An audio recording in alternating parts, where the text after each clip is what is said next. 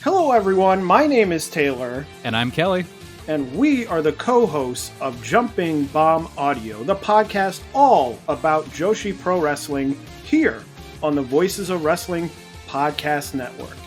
Every other Monday, we are with you talking about the biggest news in Joshi, along with show reviews, previews, and much, much more. So if you're new to Joshi or you've been a longtime fan, this is the show for you. We've got something for everyone here. So check us out, Jumping Bomb Audio.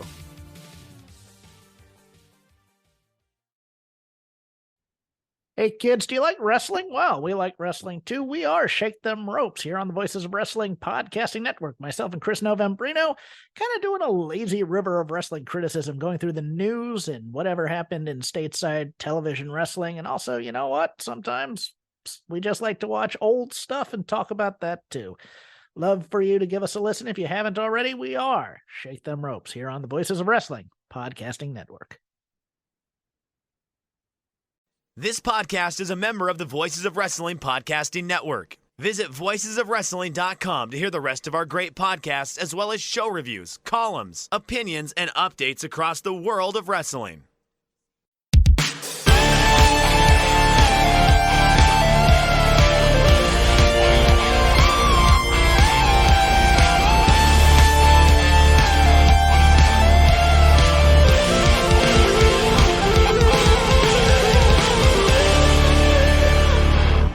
Welcome back, ladies and gentlemen, to another episode of The Good, the Bad, and the Hungee here on the Voice of Wrestling Podcasting Network.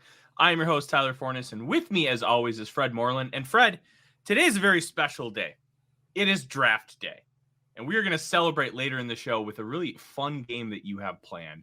But we need to talk about what's going on in this company right now because it's in a very weird place. Well, first of all, I want to talk about you, buddy. How are you making it? It's day one of the NFL draft. That kicks off later tonight. I have no idea when, because I am no longer a big NFL fan. But you've been covering the Minnesota Vikings to death. It starts at 8. You've got T-minus almost under 9 hours. How are you feeling? I want to go to bed. Listen. You look like you could use it. I am very, very blessed to be able to cover this, and the fact that my wife supports the fact that I'm able to cover this is just incredible. But at a certain point, we all want it to just be over because we put so much time into this, and it's so draining at the end because you're doing so many different things. I'm going to be up I woke up at 8 this morning to get up and do stuff, and then I'll be up till probably 1 or 2 in the morning doing more stuff, just getting prepared for day 2. And especially if what I think is coming true, the Vikings may be making a huge move up for a quarterback, and then that's going to just everything's going to skyfall at that point. But it's cool, man. It's really cool. I get to talk about football and get paid a living wage. Like, that's awesome. I cannot complain about that, but I'll complain about being tired, and that's why I have a 32-ounce Coke. Get it done, baby. Do you want to talk about NFL shit right now, or are you just like done? Because if you just want to talk about other stuff, that's cool too. This is a production meeting. NFL shit. Well, what do you want to know? Well, you referenced a potential big move for the Vikings as a legacy Vikings fan. Again, the NFL, I guess, suckered in if they get to the playoffs. So that's like where I am with football right now. But who are they looking at? Okay, so this is a very interesting one. I've been told by multiple sources, and this has already been announced elsewhere, so I feel comfortable saying it. They are desperately trying to get into the top 5 to get a quarterback, and they have one guy in mind. I would be absolutely thrilled. I would probably cry tears of joy if it happened, but I really, man, it's tough because there's never really been a precedent about like getting that high in the NFL draft. The Falcons went for 27-6 for Julio Jones in 2011. They gave up 27, a second, 2 fourths, and then another first round pick. They gave up a lot. The Chiefs went from 27-10 for Patrick Mahomes. They gave up 27, a third, and next year's first. Nobody's ever gone into the top 5 from the 20s. That's unprecedented. So there's a reason why it's unprecedented. Because that's a long drop, especially if you think there are blue chip talents on the board. The farther you go down, the harder it is for those picks to hit. I mean, it's just basic math. But if the Vikings end up doing it, they would give up a king's ransom to do so. But who cares? Give it to me. I've waited for the Vikings to really try for that franchise guy. They've signed a lot of free agents. They overdrafted Christian Ponder. They traded back up for Bridgewater. And Bridgewater could have worked out, but we'll never know because of the catastrophic knee injury. Yeah. He was looking good there for a while. So I always tell people when they fight me on Bridgewater, go watch the last preseason game. Go watch how he was operating that offense in just basic form. Like, he was ready. He was going to break out, and the North Turner offense was really good for him because it was vertical, but you didn't ask him to make like a lot of like bullet throws. Mm-hmm. Like, I'm going to Brett Favre just cannon that thing into like a tight window. Like, that's not what the offense is. It's just very vertical in how you attack. And he executed it really, really well. But we'll never know. And I was still paying semi-close attention when he was in college, and like, he was scary. I remember that much. Even going into the NFL. He was great. It's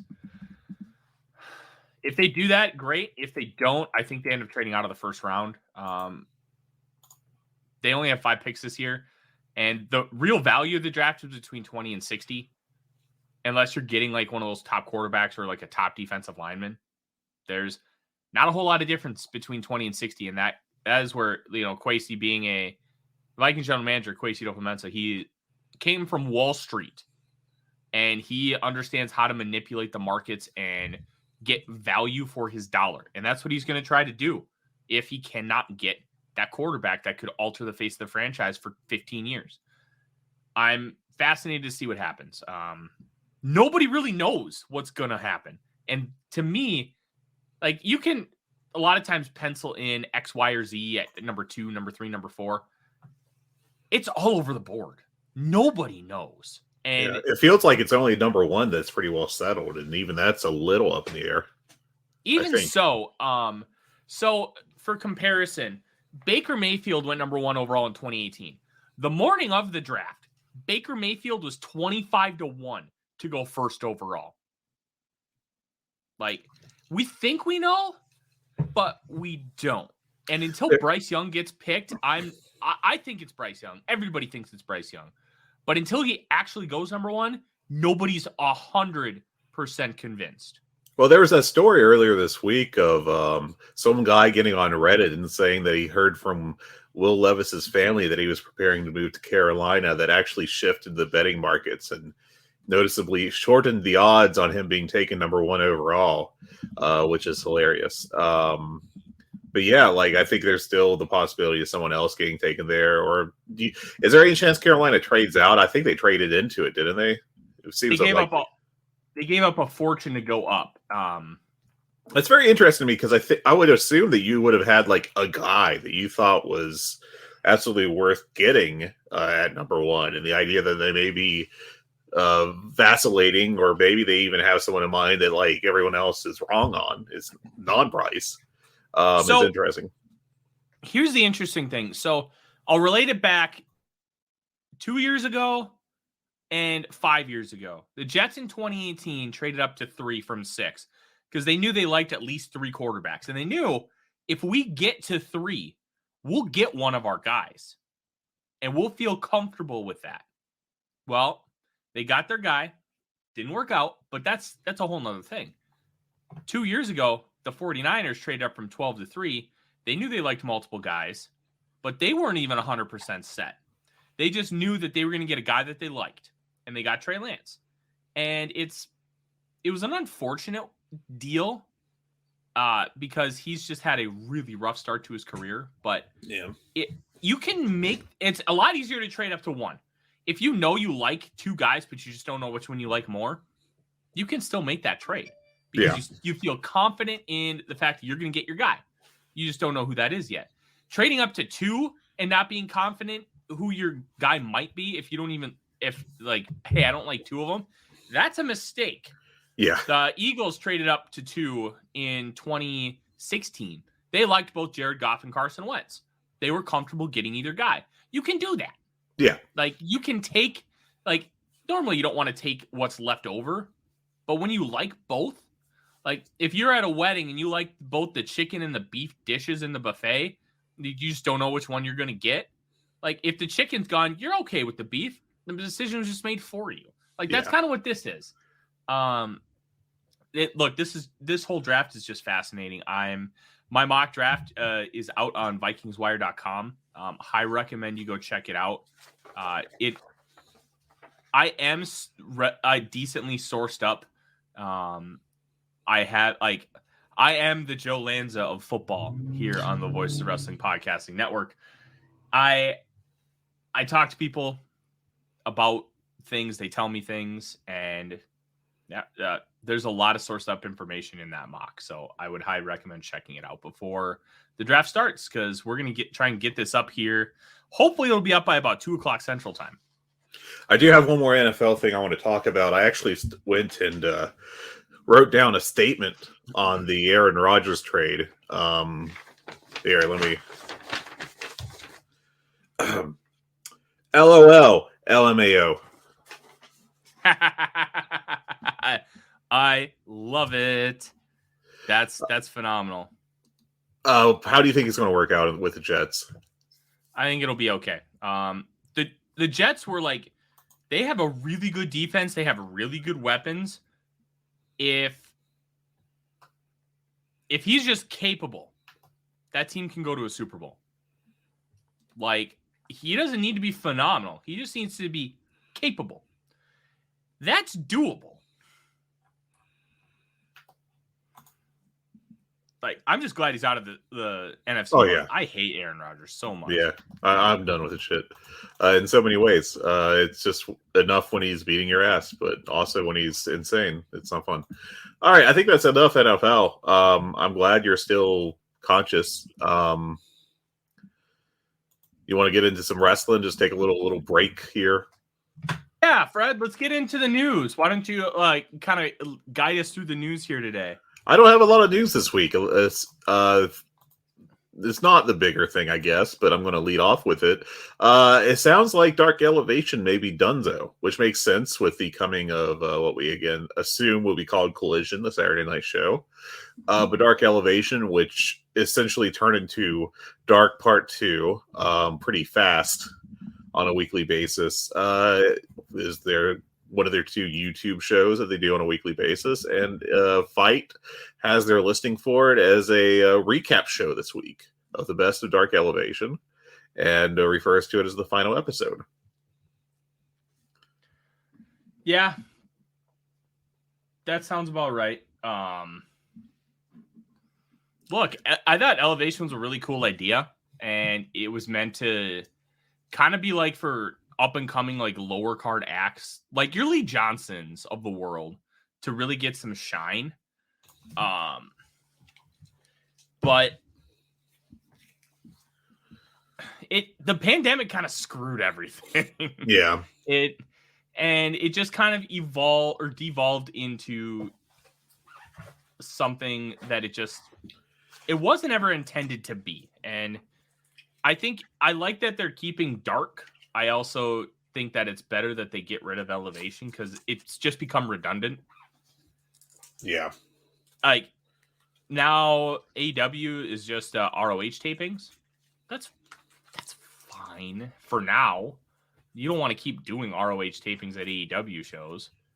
Like, but I don't know. Like, it's fine. I don't think anybody's really going to miss Elevation.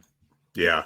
I think its value added has been minimal for quite a while now.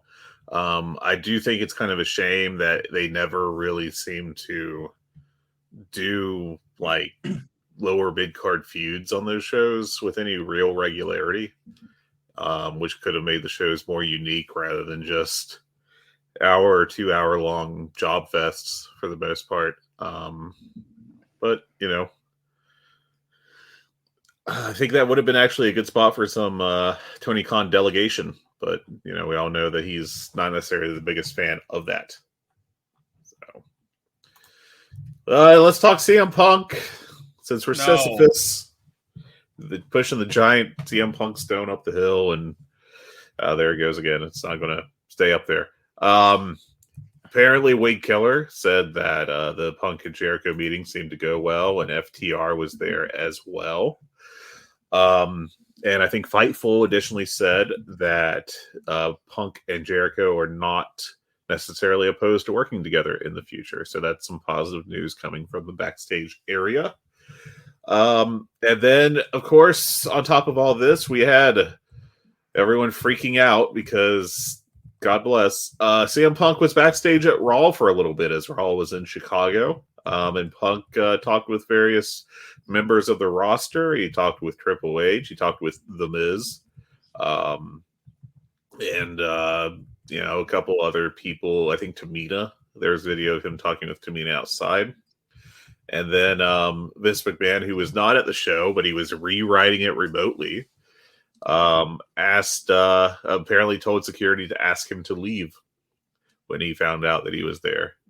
But yeah, this was a big story, and I have no real idea why, other than it just CM Punk being CM Punk.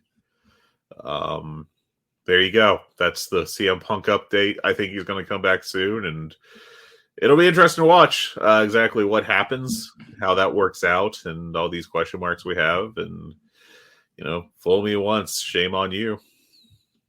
Or shame on me. We'll get fooled again. As I drop my George W. Bush reference. I'm on top of it. Yeah, it's interesting. I just want this Punk shit to be over. And maybe it's just because I'm grumpy because of all the NFL draft stuff, and I'm just absolutely zonkoed. I got 6 hours of sleep last night, like 6 the night before, and I'm just working to the bone. Like, I am editing pieces while we're talking here, Fred. That's kind of where things are at for me. I just want it to be done. Like, if he's coming back, just come back. They need to sit in a room. Him, the Bucks, Tony Khan, Chris Jericho, Christian, Sting, any respected individual, Arn Anderson, Moxley. Sit in a room, be like 30 veterans. Just get them all. Here's the deal. Mark Henry. You don't have to like each other. You don't have to talk to each other, but we are going to sit here. We are going to make money off of this because it is a massive money feud. Like, once the Blackpool Combat Club stuff is done, Punk needs to go and attack the Elite, because I think the Elite are going to go over here. I really do. I'm not super convinced by it, but I think they are. And I think it's going to be a really close feud. But then Punk needs to come and he needs to attack Kenny Omega. He needs to bring FTR with him, and they need to wreak havoc, and we need a big program with Punk versus Omega headlining a show, and the Bucks versus FTR is the semi-main event. And then trios action all throughout. Like, you can do stuff with these guys, and you have to do stuff with these guys. If you bring Punk back and you don't, this is going to be worse than the Invasion angle of 2001, because they tried. They didn't put all their effort into it, but they were also hamstrung a little bit by those Time Warner contracts. Vince could have tried to just like, hey, if you come back, I will give you more than your Time Warner contracts to try and get some of those high-end guys, like Hulk Hogan, Kevin Nash, Goldberg. But they just kind of half-assed it. And if Tony Khan can't find a way to make this work, one, it's a damn shame. Two, it's going to be in AEW lore, like one of the biggest missed opportunities ever for this company. Yeah, I think that's definitely got to be the biggest feud. I think Punk MJF is the second biggest. So I think if you cycle to that next, just to kind of, prove to the parties involved that you can coexist and won't like immediately stab each other. and then go to Punk Elite. That would make sense. I can understand that, but yeah, I guess we'll see. I'm very interested, and I definitely hope it's not like I hope we don't just restart where we did when he first came in, and it's just I'm happy-go-lucky Punk. I'm so happy to be here. I'm going to feud with some of the rising stars, the baby faces, to put them over before I get involved in actual stuff. That's just. I think we just need to hit the ground rolling. Yeah, we do. This is just find a way to work together. Damn it! Just all right, anyway. Quick note: Rampage will be at 5:30 Eastern this week, so keep that in mind. Adjust whatever your DVR technology is as necessary. And the Owen is coming back. We're kind of segueing into the actual show here, but it was the big announcement Tony Khan had was that the Owen is coming back, and that all the matches are going to be held in Canada, including some at Forbidden Door, and the finals will be held in Owen Hart's hometown of Calgary. I think it's really cool. Yeah. I love the Owen. I don't know that it was. I love the concept of the Owen. I don't know that it was like particularly great last year. It felt like it dragged on a little bit, but yeah.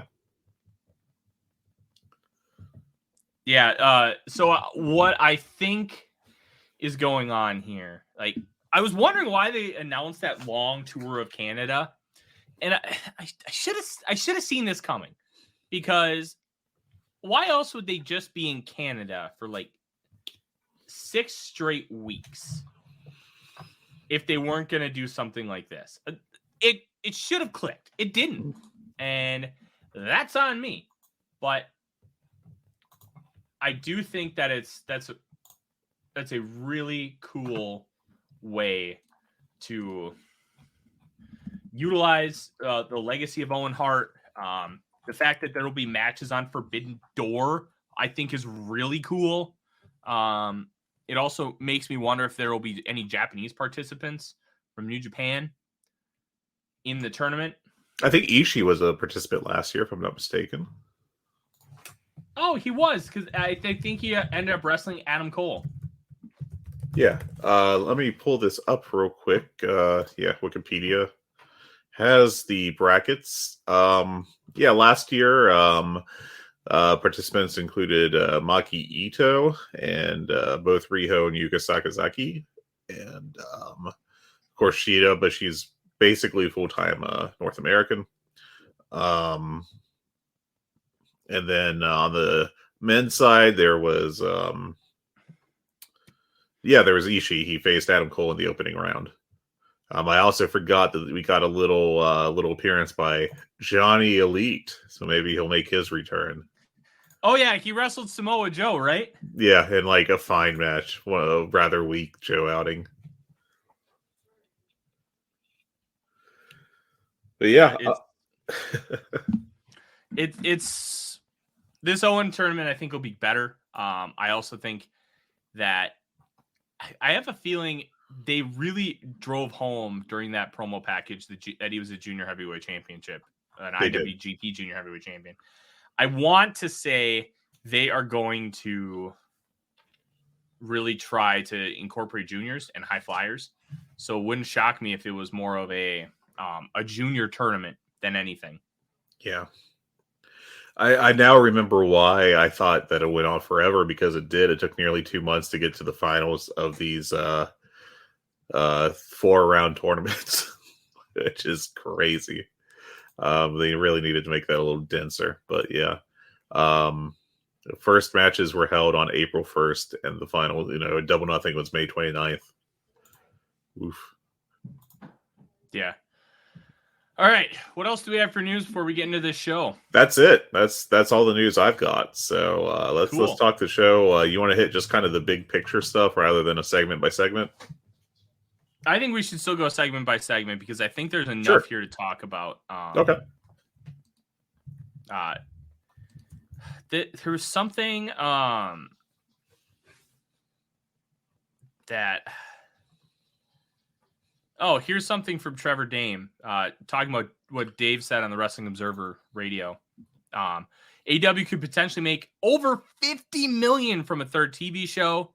And And then he went doomer about how hard AEW has it as a distant second as far as pecking order in the wrestling business in America.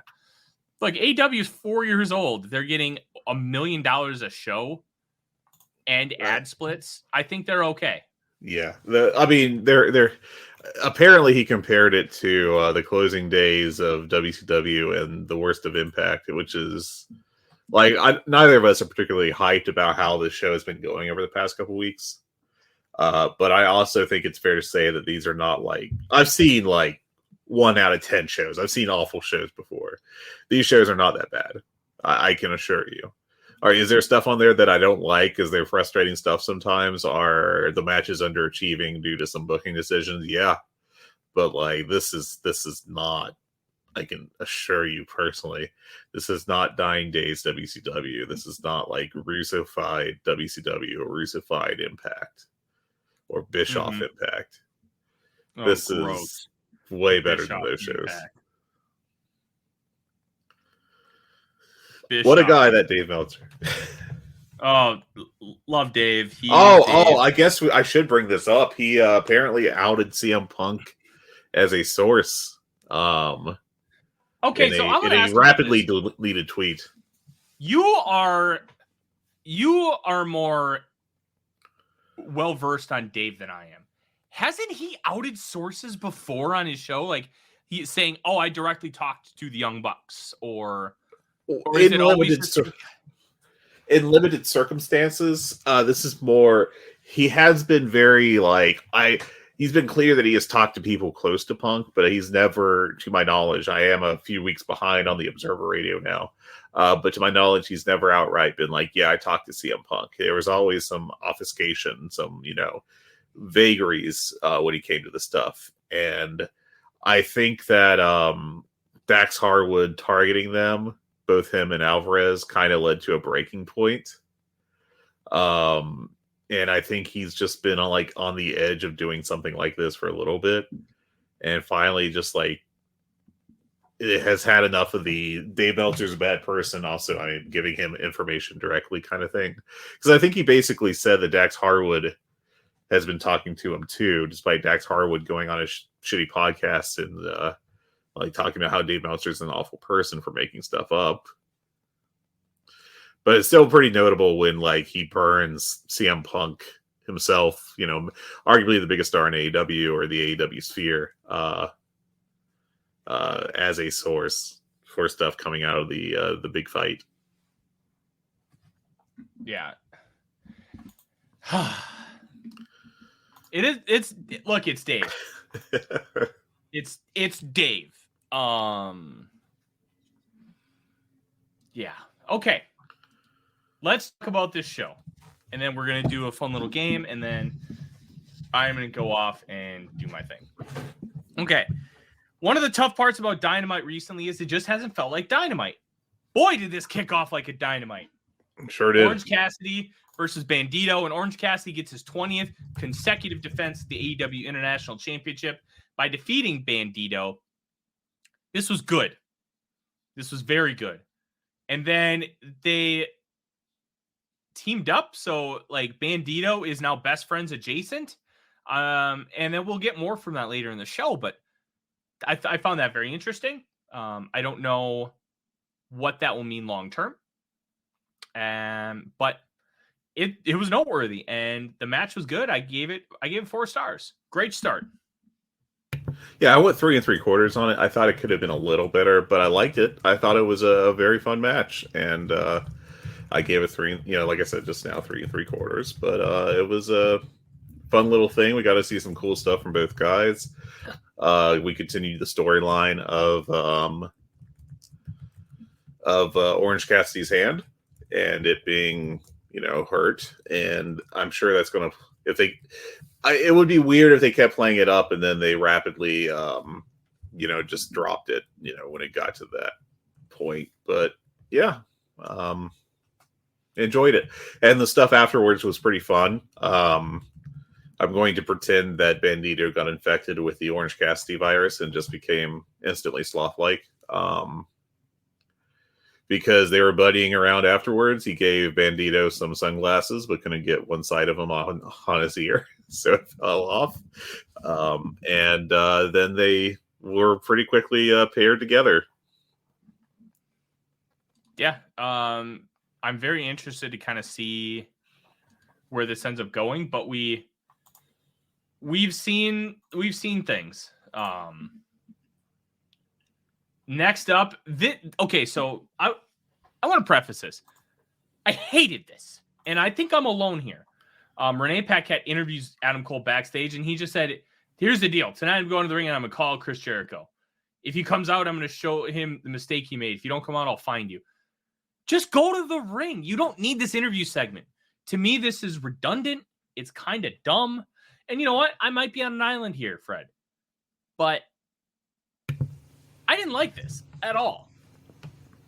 Yeah, I think you're on an island. I thought this was all right. I just thought it was like, we're going to be doing something later. Make sure you don't miss it kind of deal.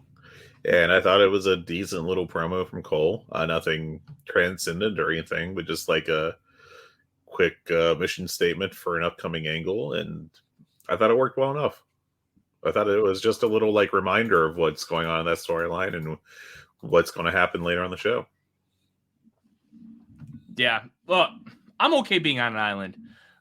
404, the 404 Fortress. That's fine. That's fine. And then at the end of this, we got Orange Cassidy walking up to Renee and asking her if she saw his match. And Renee said, "No, I was interviewing Adam Cole." And Orange Cassidy goes, "Oh," and then walks off. And then Bandito copies him and says, "Oh," and walks off.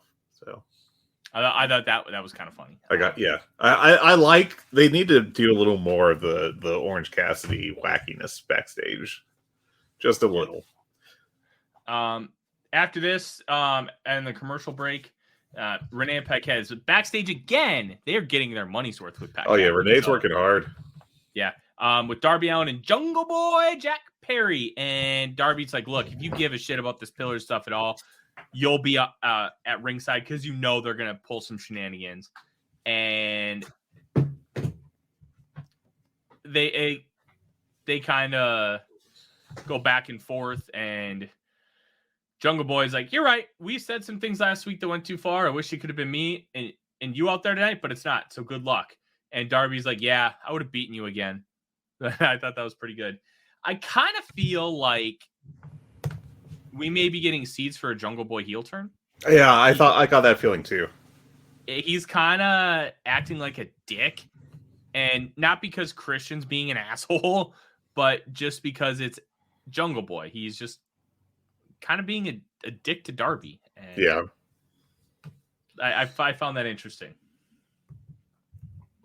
Yeah, I thought it was it sowed some seeds. I think this whole four pillars thing has flopped. Yeah, but you know. Yeah. Next up, Jeff Jarrett comes out with Jay Lethal, Sanjay Dutt, Satnam Singh, but AEW officials came out and forced those three to the back as he takes on AEW World Tag Team Champion Dax Harwood, and boy, oh boy, this was bad. They had no chemistry. Jarrett was gassed in about 3 seconds, and like there was a spot in picture where Jeff Jarrett's going for like a chair to the gut, and he like basically hits it, and Dax kicks him in the gut, and Jarrett, being the pro that he is, sells it, but they just didn't know what they were doing out there with each other. It was really rough. I didn't even give it 2 stars. I went 1 3/4. I thought this was bad. There was some point in the first segment of this match where there was a shoulder block spot, but like Dax Harwood took it wrong and like fell at the wrong time, I think. And that was early in the match. Like it was maybe a minute in, and that was kind of a portent for exactly what this match was going to be. I thought it just looked sloppy throughout. It wasn't great. I actually put a lot of the fault on Dax. Dax just looked terribly off tonight. Maybe that's me, reading what some Jarrett struggles and that putting the onus on the wrong guy there, but it just felt rough. I went 1 1/4. I thought this was a borderline disaster. Yeah, this was rough, man. This was rough. But then you had Jarrett getting the pin with some interference by Sanjay, and then holding the tag team title. So it looks like we're going to get FTR versus Jarrett and Lethal, who continue to be relevant in the year 2023. Never losing, Jeff Jarrett. I love Jeff Jarrett. Then we got the Owen announcement, and then Wardlow versus Jobber. It's back, baby. We're back to OG Wardlow shit. Yeah. I didn't have an issue, but you know what I loved? Arn Anderson's tracksuit. He looked like Tony Soprano out there with the hair, like the chest hair popping out from I think he had a wife beater on underneath, and then the gold chain. Arn Anderson rocks. Arn Anderson is part of the Russian mafia with his Adidas tracksuit. It's great. Afterwards, we had Arn Anderson cutting a promo where he put over Wardlow, but questioned if he would be willing to cross the line and cheat by, bite people or hit someone with a chair. And then Christian Cage's music hits, and he came out with Luchasaurus, and they walked down in the ring, and then Cage decided to not enter the ring, and then they walked up on the ramp. There's your start of the feud. Woohoo. I thought this was fun. Next segment was one that you did not care for. We had Renee with Sammy Guevara, and MJF instantly comes in. They kiss each other on the forehead, declare it their moment. MJF says that people are calling him a coward. And then he and Sammy Guevara look at the camera and declare that they don't care. Guevara got MJF a present, a matching vest, and MJF got Sammy Guevara a gift of a matching scarf. And then they had a friend's hug. I thought this was fun. I thought this was part of the over-the-top portion of MJF's character. And Sammy, I think, does very well in these kind of dipshit heel segments. But you did not care for this. No. Now, I like the idea of this, where they're over the top. They're basically making out, Fred. Let's just be real here. But I thought this was way too over the top hokey, and it felt to me like NXT Level Up. It's not. I get the idea. I like the idea. I just thought the execution could have been better. I thought they took it to a level that went way beyond abstract, and I didn't like it. Like it felt try hard to me, I think, is the best way to put it. Just didn't work. I thought it was intentional. I thought it worked for me. And no, hold on. I think it was intentional. Yeah. I thought that it should have been toned down a couple notches, and it would have worked a lot better for me. Fair enough. I can't really argue with you too much on it. I just see it a different way, and reasonable minds can disagree, right? That's the Joe Lanza catchphrase, number 4. Yeah. This I thought was hilarious. RJ said he was backstage at Kenny Omega's tag team match and gets his ass whipped by Jon Moxley, and all he has to say is, "We have some scars here to leave tonight." And then RJ said he tweets out later, "I'm not going to tell my mom I was on national TV tonight." I saw that tweet. That was really good. RJ City rules. Like he's a meme, but he embraces it. He embraces just being a dork. Like, yeah. I appreciate that. You're self-aware. You're not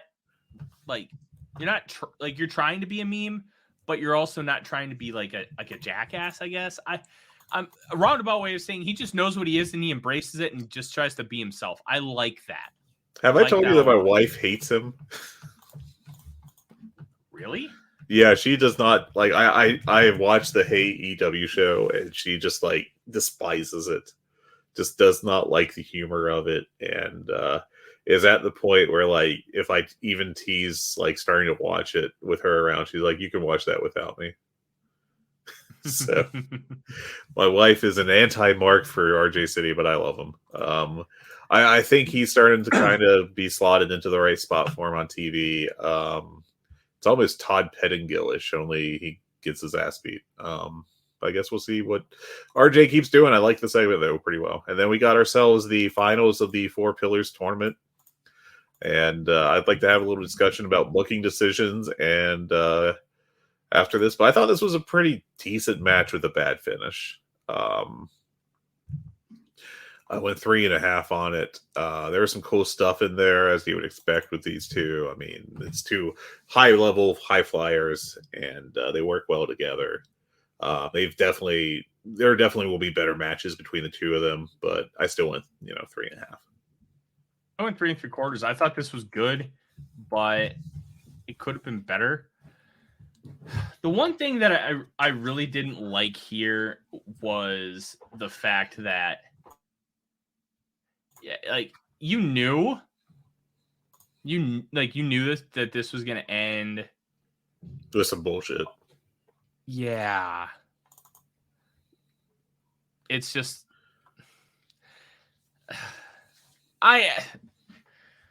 sorry, my brain's just in an absolute fog. Here's my thing, Fred. When they announced this Pillars tournament, I even said in our office, like, this is still going to be a 4-way.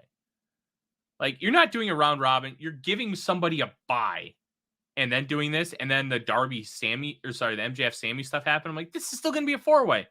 And they cheated twice. And now it's going to be a 2-on-2 tag match to determine if it's a singles match or a 4-way. Yep. This is the booking I hate. This is WWE. Yeah. I hate how they've handled this storyline, basically almost beat for beat. Mm-hmm. I thought that I don't even know why you would not just go with the 4-way if that's the end point of the build. But instead we teased that there was going to be a singles match instead, which fine. I mean, I think singles matches tend to be better, but I thought in this circumstance, a 4-way would make a pretty good amount of sense. Since you build it around the 4 pillars. And then we did this tournament, and it's just, 2 straight BS finishes so that the heels get what they wanted. And now we have this tag match where you have can these faces coexist? Question mark, which is completely WWE-ish. It's in pretty low level stuff too.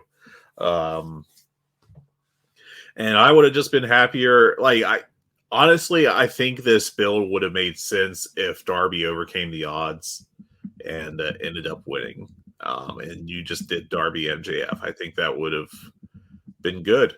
And then you could have just done the build between those two, and Sammy could, kind of shunt off to where, I guess just maybe MJF's backup or just whatever, and just have him, and MJF have a little tension because Sammy blew it, and Perry could head toward whatever heel turn he wants to do. Maybe he could corner.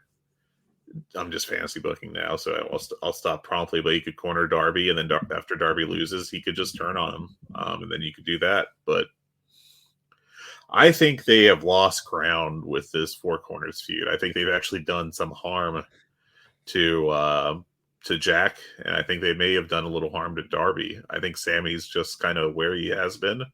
I don't think anyone's been elevated in this, and I think it's a blown chance. So I'll say this much. I have a conspiracy theory, Fred, that this was explicitly done as a sink or swim measure, where Tony was like, okay, we're 4 years in. I want to see if these guys can take the ball and run. I don't think they were put in the best position to succeed. Mm-hmm. But there's something like the Randy Savage line, the cream always rises to the top. There's something to that. Mm-hmm. You can make chicken salad out of chicken shit. And that's something that Moxley did consistently in WWE, even with the stupid hot dog cart. He made it entertaining. He took what he had and tried to make the best of it. Some people have that in them. Some people don't. So, and some just need to be in great situations. Like we've had conversations about Ruby Soho. Mm-hmm. She's a really good wrestler when she has a really good opponent, but she can't carry somebody who's below her. And that's why her matches have such a high variance. I feel like that's where these guys are at right now. Darby just shouldn't talk. Like they humanized him last week, and I still hate that. Like he's a little emo kid. Let him be an emo kid. Let him connect in those ways. Like Darby talking about buying a house for his mom is cool in a human sense. It is not cool for Darby Allin, the character. And I think in a roundabout way, Tony Khan is like, okay, I need a placeholder title program for Double or Nothing because I'm going to have to do Forbidden Door, All In and All Out. Let's see what they have. And it hasn't worked. It hasn't worked at all. No, it's been a bummer, frankly. I think Darby's generally fine coming out of this. I think maybe in the future someone should work with him to make sure that what he's saying in promos is actually babyface stuff and not heel stuff. I think that's happened a couple times now. Now I think intentionally in the segment with Perry earlier on the show, I think that was kind of to be a catalyst for Perry to, snub him and eventually maybe turn heel. I think Perry is just flopped. I think this has not worked well for him. I still am high on him as a long-term prospect. But this has not gone as well for him as I would have hoped. Yeah, it's one of those things. It just kind of is what it is. Yeah, it is what it is. We'll get there. Yeah, but then after we have the whole thing where MJF and Sammy beat down Darby, Perry eventually makes a save. While Darby and Perry argue, Tony Schiavone announces that they've got a match for next week where if MJF and Guevara lose to Darby and Jack Perry in a tag match, those two faces will be in the Four Corners match. So I feel like we're taking some extra steps to get there. And then, of course, afterwards, MJF and Guevara are very outraged while walking through the back. They get to MJF's SUV, which is completely empty except for his driver. And Sammy tries to get in with MJF, and MJF rather comically tells him that the car's full, there's no space for him, and drives off. That was funny. I really enjoyed that. Let's get to this more. It's Adam Cole stuff, Fred. Yeah. Came out to the ring with a microphone, calls out Jericho, and the JAS swarms him after Jericho's like, you want me to come to the ring and fight you? I don't want to come anywhere near you. A man who let the love of his life get beaten. You did nothing to stop it. You are a coward. I don't want to be near you. Jericho's. Get him, boys. This is phenomenal. So upcoming heels need to study like these kind of promos that Jericho does as a heel, blaming the face for everything that the heel did. It's really good stuff, and I feel like it's not done as much outside of what he's doing, and it needs to be incorporated by more guys. I think MJF does it a little bit too, but other heels need to do it. They handcuffed Adam Cole to the bottom rope. Adam Cole for not being able to save Britt. It's great. It's great. Phenomenal. It's such heel stuff, and it's perfect for like making the fans want to see you, the heel, get your ass beat eventually. Mm-hmm. Okay, so this is where things got really fun. Orange Cassidy and Bandito kind of cross paths with Cole earlier in the night in that interview segment we talked about. They come out and help, and then all of a sudden, music starts playing, and it's the end of Heartache by Killswitch Engage. And I did not realize that this was an old Roderick Strong theme song. So I'm just like, oh, hell yeah, End of Heartache. This rocks. And then I'm like, holy shit, it's Roderick Strong. Yeah. This rocks. Like, I never put two and two together because I haven't watched a lot of Roderick Strong old indie stuff. Man, that was cool. They got us. And look, we've been down on this company for a few weeks, especially me. they deserve so much credit because they have done multiple of these. We're going to keep quiet about the debut. Yeah. Like, we kind of thought Adam Cole and Bryan Danielson were coming. We didn't know. All Out, they gave us both. And Minoru Suzuki. Like, they've done so many of these debuts where it's just like, whoa, what? And nobody has any inkling. Nobody's talking about it online like they knew and they just didn't say anything. This was remarkable. And it got a huge pop. We, Adam Berger, a member of Voices of Wrestling, was in the crowd last night and said just a massive, massive pop for Roddy. Yeah. And then you get the emotional return of the old tag team partners, Adam Cole and Roderick Strong embracing in the middle of the ring.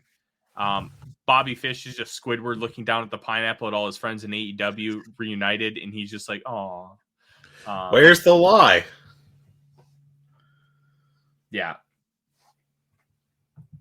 it is what it is. And then after this great segment, we get more bullshit from QTV, but I think we actually might be getting it. We might be getting an end point here. Go ahead, Trent. So I have hated these QTV segments so much, even though on almost a weekly basis, there's at least one line that makes me laugh because it's super insidery. And I get it, but like, it doesn't help. Right. But these have been disasters. And I think it's really done Hobbs harm. And the visual of them just starting to do another one of these bullshit segments and then Powerhouse Hobbs just bursting in the room after not being around except for the very first one. And just like, this isn't it. Like, basically ending the series on air, I hope. I thought that was cool as hell. And that kind of that gave a little life back to his character, I think, because Hobbs is just about the last guy on the roster that I would associate with this kind of segment, right? Like, he's not a let's goof around and mock the opponent kind of guy. He's I'm just going to beat some ass kind of guy. And I'm not opposed to the idea of QT Marshall as his mouthpiece, but this QTV shit is not, one, the segments aren't good in general. And two, I don't think they do anything to help Hobbs. I think they hurt him. And it's kind of kind of goes completely against the Hobbs character that he's even really associated with a guy doing this kind of 15 years out of date TMZ parody shit. Yeah, I hate this stuff, but I will say I liked this because I think it now might be over. Yes, and if this is the end of it, I will give them credit. If this is the end of QTV, if we never do another segment, this is a good way to end it and tell the audience that we're done with it. Yeah, just straight up, like Hobbs just choking QT Marshall and throwing him up against the wall. Yeah, that rocked. Yeah, I'm all for that. So Hobbs is cool as hell if you have him do cool stuff. Mm-hmm. So have him do cool stuff. Yeah. All right. Next up, TBS Championship match: Jade Cargill versus Taya Valkyrie. This was not the worst match of the night, and that's impressive. I will give them some flowers. Okay. I don't care about the match. I want to talk about the finish. Okay, please do, because I have so many thoughts on this. The finish. So the whole story of the match is Taya Valkyrie can't use Jaded, and she goes for it. The rest like, nope. If you do it, you're disqualified. And she sets Jade down, and she's just like, "Oh man!" But then she had no backup plan. Yeah, you couldn't use the move. So they did the tease early in the match to establish the rule, right? The stip. That makes sense. I have no problem with that. But then right at the finish, she does it again, and instead of doing like any other move out of that position, she just like puts Jade down and is like, "Darn! I don't know what to do." And it's like, you're a professional wrestler. For the love of God, have two moves. And it's not like Taya Valkyrie's some noob. Isn't she like around 40? Like she's been in this business a long time. Last half of her 30s, I do believe. Yeah, like you bring in Taya Valkyrie, you make her feel like a big deal. She gets 39. A good reaction from the crowd. Yeah, she's been over. Yeah, she's been over, which I'll be honest, I'm a little surprised by. her put work's her been with better Jade. than I expected too. Like, Yeah, you put her with Jade right away, so you establish that she's a big deal, and then you make her look like a fucking geek. yeah, this Like by the time if Anna Jade does this, she's 24. Okay, Sky she's Blue, new at this. You can understand what's going you on. can sell here. that. Taya's 39. She's been in this business for a long time. She's been a champion in multiple companies. And you're going to tell me that she doesn't know what to do after trying a move she already knew was banned? That's bullshit. That, like, you just buried Taya Valkyrie after building her up and she got over. Yeah, I mean, she's been a success in this company so far. I did not think I'd be saying that, but she's well overachieved what I thought she would do, and I give her credit for that. She has been busting her ass and working hard. This has possibly been the best stretch of her career. Kudos to her for all of that. But this is not her fault. I mean, well, it's kind of her fault, but this is the booking of the match. So, like, maybe she should have found another way to do it or something. I don't know. You know, this is all the backstage stuff that I don't know, that I don't have the experience with. But, like, whoever put this finish together, it needs to be fired. Like, it's that bad because it killed her character, killed her dead, because she looks like the biggest idiot to ever step in the ring. And heels can be idiots. Like, Jeff Jarrett is the perfect idiot heel when he's just in the mid card. There's a difference between idiot and this.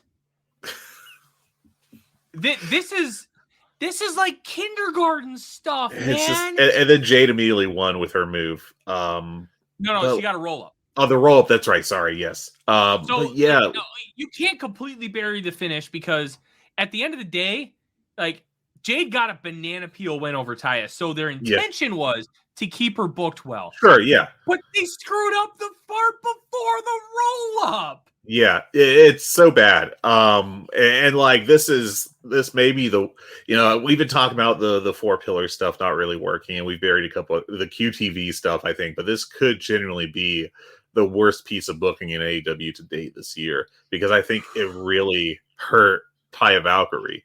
And like Taya Valkyrie, you know, we'll see how her reactions go. I don't think it's going to be like instant death necessarily, but like she's been performing over what I thought would be her level, and she's been getting good reactions every time she comes out. She's a strong baby face. This is the absolute opposite of what you want to do when you have someone in that situation. I am yelling about booking of Taya Valkyrie in the year 2023. Ain't it a nice break from the NFL draft? I mean, I'm sick of talking about Hendon Hooker. No, that is a real name, not an NXT name. Hendon he was Hooker great at Tennessee. A real quarterback. Andy, former contributor for Voice of Wrestling. I tweeted about Hendon Hooker. He's like, that's a real name. I'm like, yes, it is not an NXT level up name. It is real. I should not be yelling about a Taya Valkyrie finish in the year 2023, but here we are. This is like, this show felt more like a normal Dynamite, and we didn't even mention the ropes are black again. Yeah, they got rid of the red, white, and blue ropes, which I think is good. Like you do colored ropes for like a special show. Like if you do like Great American Bash, you do colored ropes. Halloween Havoc, have the middle rope be orange. Like you do that kind of stuff, but you don't need to do it every week. Just I'll be honest, I never even considered the collar of the ropes. I only noticed the change tonight because of all the discourse with the capital D surrounding the ropes. I know it really bothered a lot of people. I never even thought about it. Like, I'll be honest, during the stretch when it was red, white, and blue, I was just like, yeah, there they are. Those are the ropes. It just never bothered me. I mean, that's completely me. I don't know. Yeah, it is what it is. So we got a little Britt and Jamie promo backstage where they just calling out the Outcasts and say that the only way they'll be done is if they're in the morgue. Decent little promo. Hayter got to speak some, and I think did a pretty decent job. And then we got a promo for the upcoming Jay White, Juice Robinson, Ricky Starks, and Sean Spears tag team match. Okay, I want to mention this because if you haven't gotten a chance to see it, Britt Baker's Shiner is phenomenal. Like, you couldn't make up a better Shiner. It's like just gorgeous in a professional wrestling sense. Like, that's awesome. And Hayter's arm is in a sling for a worked injury, but yeah, that's a hell of a black eye that Baker got. What did you think of this promo? Which one? The Jay White, Juice Robinson. I thought it was a really good 1 minute promo. Again, I still don't know why Jay White has not just been given a 10-minute talking segment. I know that these shows have been heavy angles recently, but my God, the guy is magic on the mic. And then Juice Robinson is just like a complete insane person and just screams, "We're going to kick you two sweet boys right in the balls." It is. I love Juice Robinson so much. Action Andretti, again, has been replaced by Sean Spears. I don't know if that's injury related. I haven't heard of an Andretti injury yet. But my God. Sean Spears is taking the fall here. We know. Yeah, sure, yeah. But I like, okay, again, I think I basically said this last week. Spears is talented, but at a total mid-card level talented. And so far he's been presented below that for the most part in AEW. And for him, he's the mid-card guy you push to get beaten. Yeah. But it's just really weird that it feels like he's past Action Andretti on the depth chart. And maybe this is protecting Andretti so he doesn't take another L in a high-profile match. But, I thought the Starks-Andretti combination was pretty strong and on TV, and it just got replaced real fast. Yeah. Yeah, I don't really have a good answer to that. That's a really good point. But let's get to the main event. Kenny Omega and Konosuke Takeshita versus the Butcher and the Blade. Bryan Danielson's on commentary. Okay, so Takeshita wins the match with his version of the running V trigger. It's like a V trigger Kamigoye. It's those two moves had a baby. Yeah, the power drive knee. That's what it's called. Yeah, it's a very, very good move, and it's relatively safe. All the good things. But then after the match, you have Bryan basically calling Omega a fraud and saying Takeshita is the future of wrestling and trying to get him to join the BCC.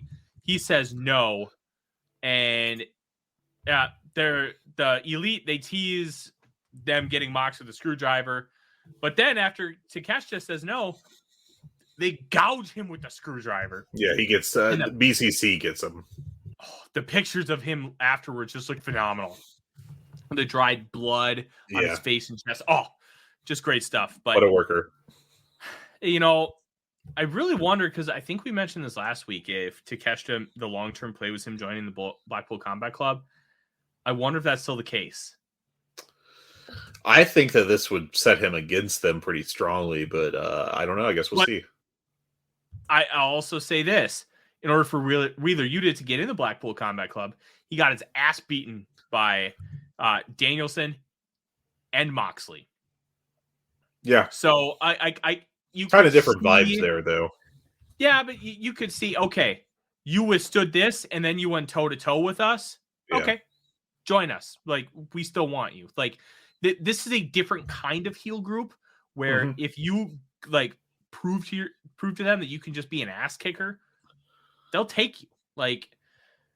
There's already a link and a connection there, so I find that interesting. I don't know for sure, but something to be aware of and keep in mind. I thought this was basically remember when Adam Page was questioning himself and everything. I think Takeshita was basically placed into one of those old Mad Lib, Mad Lib style, into one of those angles here. Yeah. And I don't mean that in a bad way. I think they're just doing a little bit of the same kind of building tension between him and the Elite. And, they kind of teased that on BTE this week, where Omega acted disappointed that it wasn't Kota Ibushi. So maybe they're building some stuff with there too. But yeah, I mean, I don't know. I thought this was a solid match. It was not a great match. It was just really a showcase for Omega and Takeshita to look cool and get a win. The Butcher owns. The Blade is he's perfectly competent as a Chag. I'm sorry. So I have a minor complaint that honestly is just petty. Okay. I wish the Butcher's shoulder tape that he had on was black and not red. Because I thought the red just stuck out a little too much for what the Butcher's aesthetic was. Oh, it's completely menial and doesn't matter at all. It's just a me thing. Like I'm not complaining. I'll let you take that to the fortress. I thought it would have been better, like for his aesthetic, if it was black. But all right. I mean, their aesthetic is all black, so to me, it just stood out a little too much. But I'm okay with that. Okay. Overall, decent show, better than last week. This actually felt like a Dynamite. Yeah, I actually have this at a lower rating than last week. Maybe that's this residual grumpiness. I went 6.5. Last week I had a 7. I think I initially had this as a 7, but I just got I don't know, like some of the stuff not working is a cumulative thing. I think actually the Taya Valkyrie booking may have pushed me to drop it that extra half point, but I mean I still like the BCC Elite stuff. I like the Adam Cole, Jericho, Roderick Strong stuff. Orange Cassidy and Bandito was a fun match with some fun stuff afterwards. But like it's still been another week. I haven't sat down and counted it, but it's been a little bit since we've had like a truly great Dynamite match. And I think that's really hurting my view of these shows is that, we have all these angles, but like not every angle is hitting, of the major angles. And then match wise, it's just, like 3.5, 3 3/4 stuff for me always, which is like good to see. Great to have on free TV, but I'm used to better. So we got spoiled for a long time. All right, let's do this draft. Explain what we're doing here. Sure. So we're going to do a short little AEW futures draft. I've taken the roster for AEW off of Wikipedia, and I've updated every wrestler's age to what their age will be in 2028. And so the idea here is that we're going to draft snake fashion. So one person will go first, and then the other will go second and third, and then back to the other guy for 2 picks in a row. Through, you want to do 15 names? Is that sufficient to you? Is that, you're the one with the schedule today with the draftings? Well, let's do 10. Because... 10? All right, 10 names. Yeah. All right, cool. And I've got, both the men and the women's divisions up here and, everyone's age in 2028. And so the idea is that we're picking people based off of who we think will be in the best position in 2028. Not necessarily in AEW. It could be somewhere else. But who we think will be in the best position in the industry there then.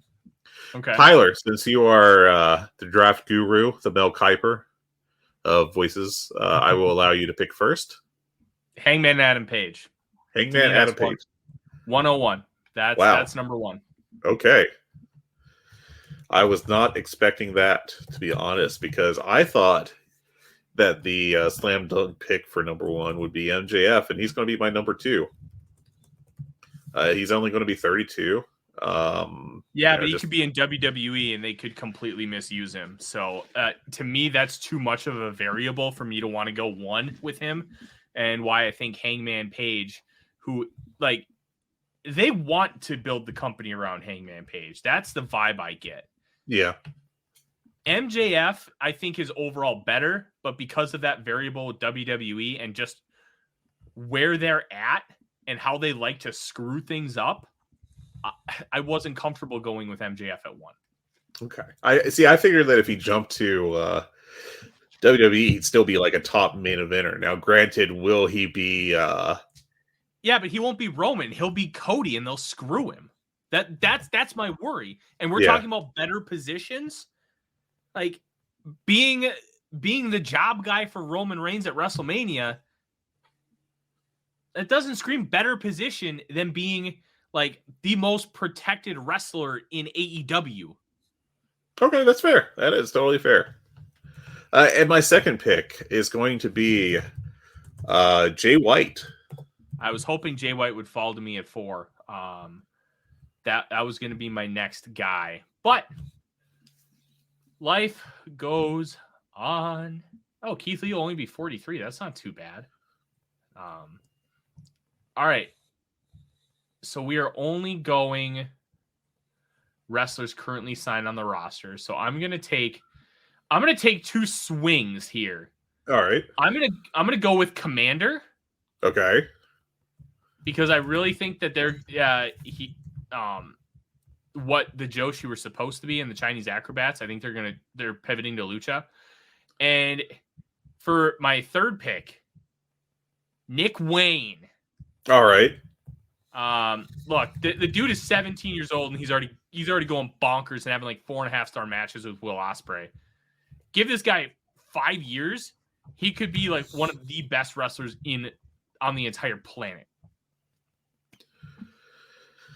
That is an interesting pick. I was looking at him in a couple rounds, basically. I think there's a lot of question marks. I think specifically around his charisma that I will, have some reservations about. He's also 17. He's also 17. Yes, that's and considering what he's doing at 17, and you could argue he's getting some opportunities on account of like his dad being Buddy Wayne, such a respected trainer and everything. And I think those are fair points, but like still, he's been delivering, and it's not even the will. It'd be one thing if he wasn't delivering. Right, he's delivering. Like the East-West Express matches over WrestleMania weekend were some of my favorites. Well, I am going to pick. Just looking over at the women's division, I have a couple guys that I think are more valuable over what's over there. So that was pick number 5, Nick Wayne. So my number 6 is going to be Daniel Garcia. I think this guy can be a total dude, just like a huge top of the card guy, and I think I think he has all the tools, and I think it's just a matter of him breaking out and getting to show it off. I love him. He's great. And my number 6 is going to be someone that I very strongly associate with him is Wheeler Yuta. I think you're very... This is my strong scouting department coming through. I think these two guys are both fantastic. I understand why they haven't been given the big push yet. There's just a lot of, there's a depth thing above them, and guys that are above them, I think, generally deserve to be there. Like, I get why they're not being pushed over Chris Jericho right now, or Adam Cole, or insert other big names here. But I think they're both like just super talented, and I think it's just a matter of time for both of them to be main eventers. Yeah. All right. My next pick, we're gonna go with Konosuke Takeshita. And I had another name, but I lost it on the sheet because I'm not like writing this down like I probably should be. Yeah, I did not do a proper like big board heading into this, so this is all just off. Neither did off the I. cuff. Stroke Daddy, Ricky Starks. I know they don't call him Stroke Daddy, but that is so much better than Absolute. I'm sorry. They do once in a great while when they can get away with it. Pay-per-view. They snuck it in on TV not too long ago, which was very good to me. My number 10 pick, since you took Takeshita away from me, I'm going to go with Swerve Strickland here at number 10. I forgot he was on the roster for a minute. God, yeah, they've really... The start of this year, his booking, I do cite his booking more than anything to do with like his performance has been maddening.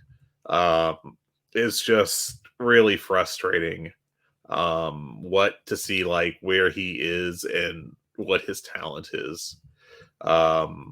I think the whole Trench and Parker Boudreaux thing failed with both of them, and then apparently they're both out hurt. So I don't know. I would have had him in like the close to the world title picture right now, and it feels like he's moved away from that, and that's a real downer, man. Let's see. Just doing some quick checks here. This is great audio of me just like mumbling to myself as I scroll through a list of names. Some would say that's our entire show, Fred. Us just mumbling. That's my greatest skill. The mumble stat maxed. My number 11 pick is going to be, and I just saw him, and then my shitty brain just like was like, don't keep information. Why would you want to do that? It's Sammy Guevara. Damn it! He was going to be my next pick. But Sammy is he's a lot like Daniel Garcia and Yuta to me. I think it's just like, but he's even closer because he's been established for longer and everything. But I think it's just a matter of time for him to be put in that top main event guy spot instead of a lackey. And I think he's got the talent for it 100%. yeah. All right. We're going to go a little outside the box because I am approaching this like building a dynasty team in fantasy football. I'm going to go Billy Starks. Nice. She's 18 years old, and she's shown a lot of improvement on the indies. 5 years, like, it wouldn't shock me if she's a multi-time world champion. I was starting to think about her as a pick, actually. So, and I'm going to take the other really good woman on this list, Jamie Hayter. Okay. I can't believe she's only 28. It's amazing. She's great. She's so good. We don't talk enough about how good she is at such a relatively young age. Like, yeah, if she wrestled, she's got the presence and the skills and everything of like a mid-career 34-year-old star, and she's 6 years younger than that, and that's awesome. Truly tremendous. Well, I'm going to go ahead with the women's division here as well. I'm going to pick Toni Storm at 14. She will be 32, so similarly to Jamie Hayter, just still on the right side of 30, which is amazing to think.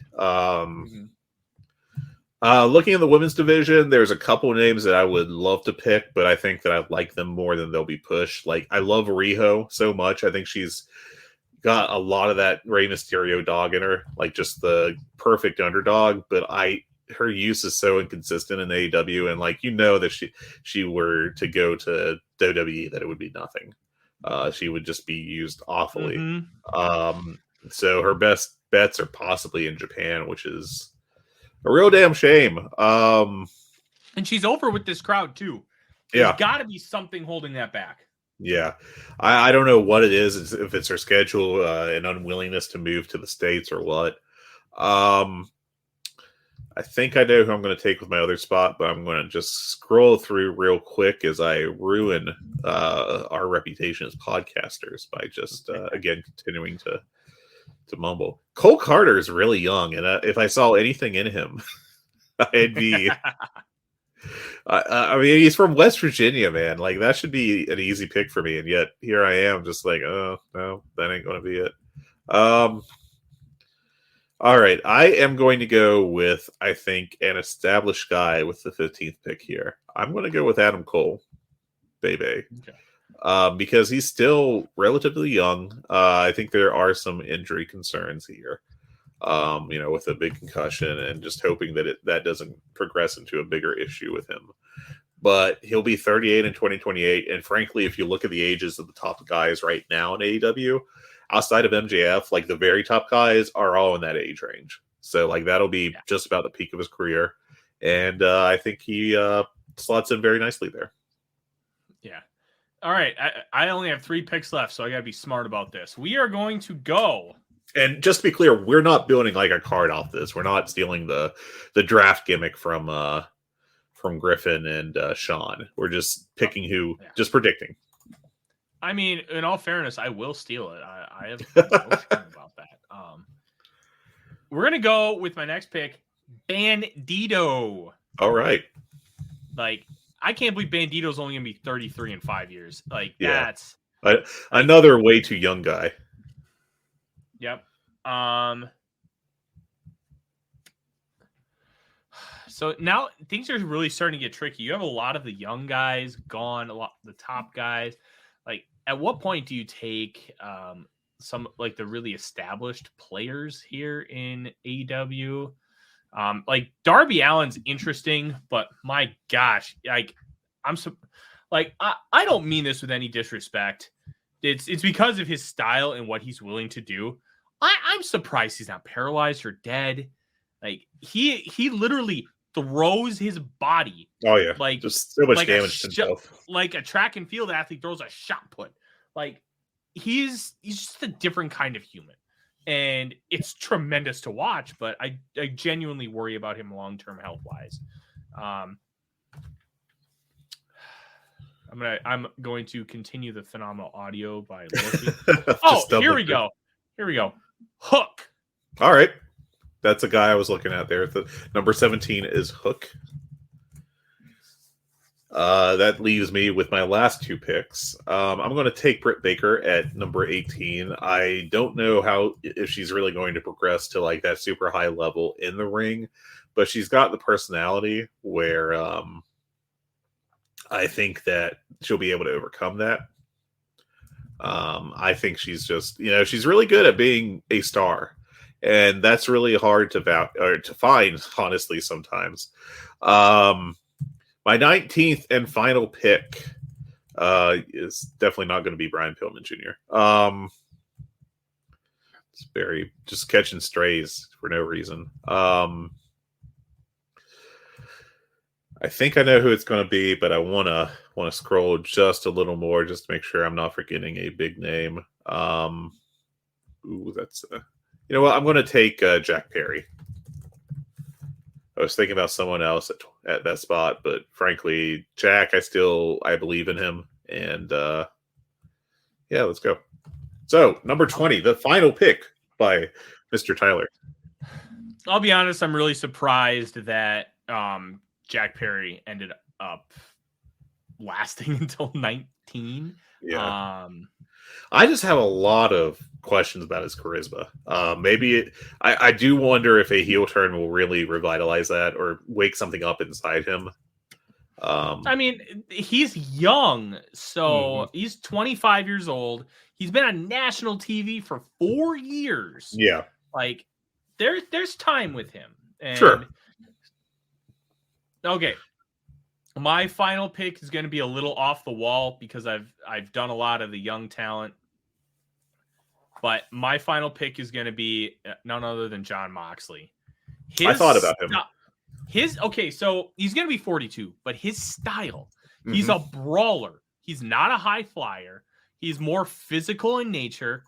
Even though it's a rougher style in ring per se, I don't think it's as rough on your body as being a flippy-do guy because you're just taking lariats and suplexes. You're not jumping around doing moonsaults and landing on your knees 10 times a match. Like, I think that Moxley's style, he'll still be able to do it in 5 years, and he's got all the charisma in the world. Like, I think Moxley is going to be just fine at 42, whereas we had questions in why Kenny Omega wasn't drafted. We have questions about him, his health at 44. We have questions about his health now at 39. Like to me, that's why I'm going with Moxley. I actually really agree with that reasoning, and I have the same concern with some other guys that didn't come up. We'll do a quick recap of the draft. So Tyler took Adam Page first overall. I grabbed MJF at 2, and then Jay White at 3.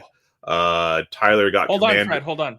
Yes. Why don't we just do each grouping?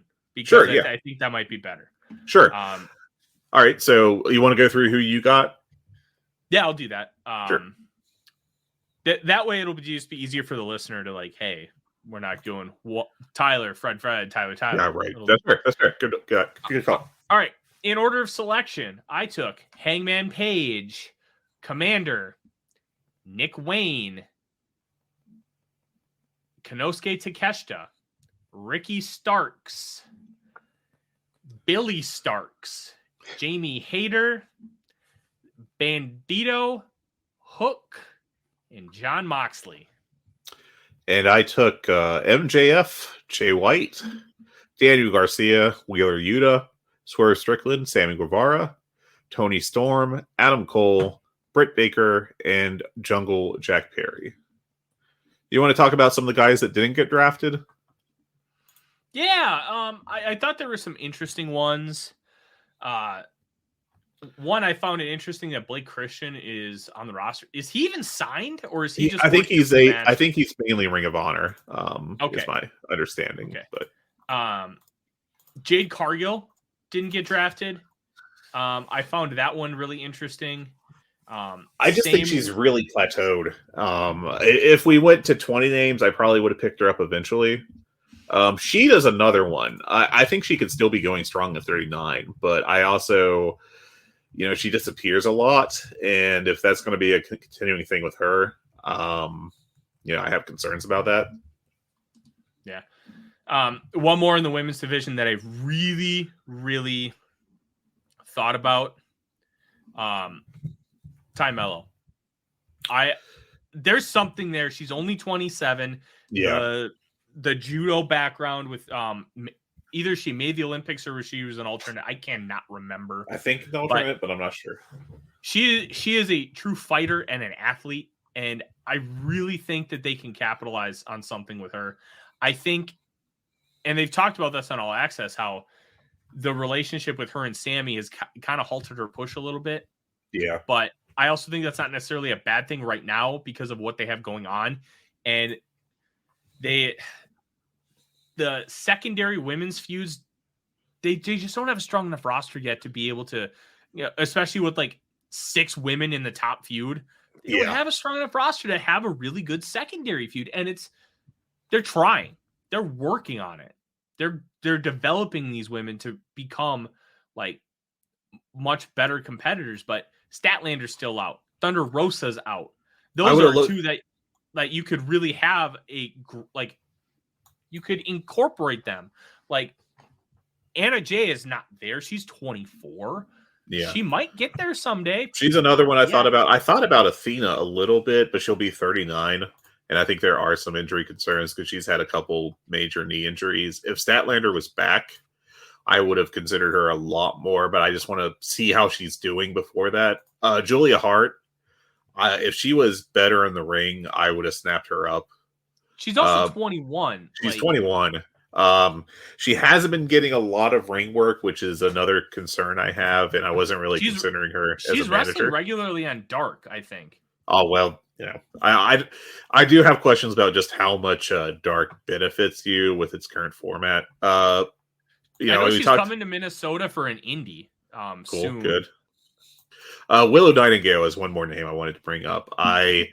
If we had gone just a little deeper, I would have picked her. I think she's really got a lot going for her and could be a major star. Oh yeah. Willow's got we're not the first ones to say, we won't be the last. She's got the Bailey NXT. She's got that charisma, energy. Super babyface charisma, and I think she can really be something. That's a special type of charisma. It's just genuine. It's natural. Couple on the men's side that I really thought about. I really thought hard about Phoenix. I did too. He's only 32 right now. He's so good. He's great, but he just never seems to get pushed as hard as I think he should. So I really wonder how much the AAA relationship and how much they do there impacts how hard these guys are pushed in AEW. Not necessarily saying it's a negative, but if you're going to AAA a lot and you're wrestling there consistently and you're one of their highest push stars, there's more of an injury risk because you're doing a lot of that. There's also not a necessary need, quote unquote, to push these guys at a super high level consistently. And plus, they're in their 30s. Maybe they just don't want to be pushed super hard because they're working a more heavy schedule across multiple companies. There's so many layers to it. And we genuinely just don't know. based on talent alone, Phoenix should be wrestling for the world title. Yes, Like, definitely. Nobody's going to argue that. But there's so many other factors. That he was one I thought about. And then the other guy I really thought about was Dante Martin. I did too. I nearly got him with my last pick, but I decided to. I mean, I think Jack Perry is just demonstrably on a better arc right now. And he didn't granted with snap the head his start. leg. Yeah. I mean, I think Dante's going to be just fine from that injury. I think that's a pretty, from what I've heard reported, is a pretty clean break without any kind of ligament damage, and those will heal a lot better. Bones heal better than ligaments, which is nice.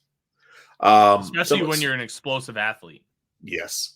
I thought about Andrade a little bit. I love his tools. There's just so many question marks with the extraneous stuff, and he's kind of like Miro, only Miro will be a couple years older. And if he goes back to WWE, he's not going to be pushed at all because they don't push Latino wrestlers. They say they do. They say they want to, but if you're not Bad Bunny or currently losing to Bad Bunny, that's the most pushed Latino guy they've had. There are some shocking ages on here. Michael Nakazawa will be 52. Yeah. We knew Lance Archer was older. I mean, he was in the original formation of TNA when they just brought in the 6-sided ring as Hoyt. But like some of these are just wild. Jeff Jarrett will be 60. Sting will be 69. I mean, obviously he's going to be retired. Nice. Well, nice. Got other guys that I thought just a little bit about. I thought about the private party guys because they're just so young. Isaiah Cassidy is just 25 right now. Mark Quinn is just 29. I still think that they have some upside, but I think they've just have not fulfilled it at all yet. Jay Wardlow. Lethal, we didn't take 42. Wardlow. Or Hobbs. They're both about the same age. Wardlow's going to be 40. Hobbs is going to be 38. I think they both are, or 37, sorry. They're both a little short of something that would have pushed them higher on my board. But I think that they both could easily be above some of the guys we picked. Roosh is a guy who I think has been way better in AEW than I thought he would have been. He's really benefited from the Andrade injury / suspension. And I think he's been performing really well. Will he ever get a bigger push here? I don't know. But I think he could do well in that situation if he was given the chance. The thing with Roosh is he'll never be as big of a star here as he is in Mexico. Yeah. And that's Lee Moriarty. I'll go ahead with Roosh. Yeah, that was Roosh is, especially in the lucha style, which is has a really heavy brawl aspect. Roosh just fits in so well. He could be wrestling until he's 68, Yeah. In AEW, he does fit in well, but I just don't think it's on the same level as it is in Mexico. And he got over so hard in Mexico. And then when he came here, he was fine. Yeah. But sometimes it's never going to fully translate, like going to a new country. And I also think he hasn't gotten I don't think he's gotten the big push that'll really allow him to be a star here in the States. So that is also Darby's another. We talked about Darby. He is. Yeah. He is jackass. Yeah. This is if Johnny Knoxville decided to be a full-time professional wrestler. There's a couple other guys. Dalton Castle, I just don't trust his health, but he should be such a bigger star than he is. Action Andretti is so young. I think there's some missing qualities there, but he's 25. I mean, he would have been like a really late round flyer, I think. Easy pick. I thought about him at 20. I really did. I would have been thinking of him. You don't get a win over Jericho for no reason. Right. Lee Moriarty, I think, is going to be a guy for sure. I think he's talented. I think he's got more charisma than he's been able to show. And I think he's great in the ring. And there's some established guys that are, I thought about as well. Like, we talked about Omega a little bit. And I think there's also the same questions about the Young Bucks and their health. And also, Matt will be 43. So there's a chance that he's retired. And then it becomes a question of, is Nick still doing stuff on his own if Matt retires? And honestly, I think the answer is no. I think Nick might hang it up early. The guys from the Acclaimed, both of them, Bowens and Caster, I think could be superstars pretty easily. And they are older than you think, though. They are, but they're still Caster is 33 and Bowens is 32. So I mean, they're on the wrong side of 30, such as it is, but they're still pretty young.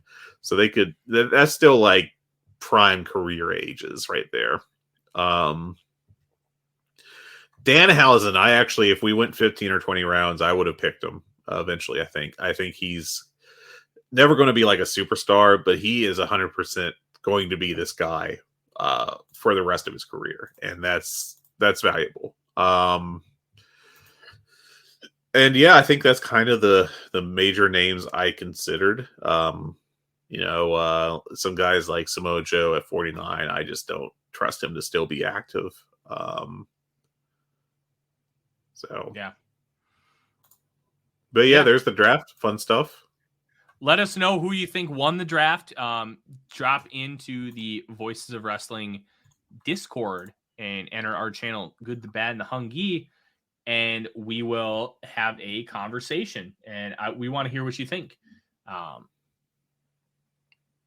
otherwise, that's our show. It is draft day. And we tried to keep this abbreviated for me, and we ended up going our normal about hour and a half, which honestly, I appreciate it because it gave me a little bit of a break from the NFL draft. Well, that's good. That's good. I needed it. Try to keep you on the right side of conscience. I'll sleep when I'm dead. You can find us on Twitter at goodbadhungee. You can email us at hungeepod@gmail.com. You can follow me on Twitter at TheRealForno, and you can follow all of my NFL Draft and Vikings work at the Vikings Wire or vikingswire.usatoday.com. You can follow Fred on Twitter at Flagrant Wrestling with an R, not a W, because he likes Ted Turner more than Vince McMahon. And you can also subscribe to Fred's Patreon, where he puts some really unique perspectives on the world of professional wrestling, a lot of which are data-based, and you can find that link in the show notes. You can also, if you like what you hear from me, I also host multiple Vikings podcasts, including on my own YouTube channel, Vikings First and Skull, and you can go ahead and subscribe to that. Just search Vikings First and Skull on YouTube, and that is it. We will be back next week to continue to talk about the build to Double or Nothing, and eventually talk about the 4-way being official. Until then, enjoy your week. Skull Vikings. Take it easy. Hello, do you like New Japan Pro Wrestling? Are you a Shin Nihon freak? If so, check out the Super J-Cast with Joel and Damon on the Voices of Wrestling Podcast Network. And even if you fucking hate New Japan Pro Wrestling, listen to the Super J-Cast anyway. Not just for our great show reviews, analysis, and pastrami sandwiches, but there's also usually some dick jokes somewhere in the obligatory opening 30 minutes of absolute nonsense we chat about every single week. That's the Super J-Cast for all the best talk about New Japan Pro Wrestling, crisps, and pornography. Cheering at pro wrestling shows in Japan is back, and 2023 is already shaping up to be a big year in the history of pro res. That's why you should listen to the Emerald Flow Show. From the Royal Road to the Green Mat, Paul and Gerard take you into the world of All Japan Pro Wrestling and Pro Wrestling Noah. Not only do we analyze events, but we examine business, who is getting over, what angles are working or not. Occasionally, we take a look at other Japanese promotions like DDT and 01. So if you're looking for more coverage of the world of Japanese wrestling, check out the Emerald Flow Show on the Voices of Wrestling Podcast Network, available on all of your favorite podcast apps.